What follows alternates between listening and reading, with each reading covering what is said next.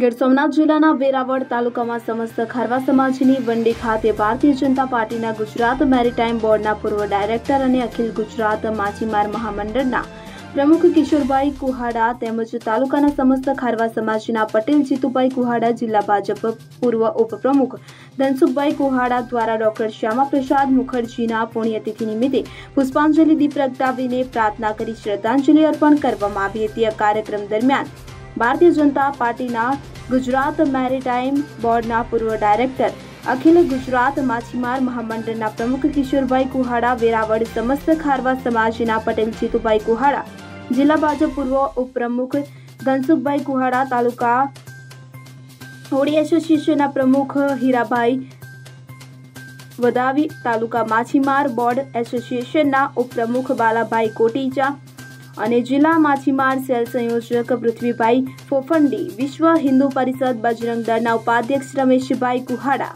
તેમજ સમસ્ત ખારવા સમાજના તમામ આગેવાનો તેમજ યુવાઓ ઉપસ્થિત રહી પુષ્પાંજલિ અર્પણ કરી હતી। જુબેરગ કંકાસિયા સાથે જ CN24 ન્યૂઝ વેરાવળ। હવે જુઓ દેશ દુનિયાની તમામ ખબરો તમારી આંગળીના ટેરવે। ઉઠાવો મોબાઈલ અને Google Play Store પરથી ડાઉનલોડ કરો અમારી CN24 ન્યૂઝ મોબાઈલ એપ।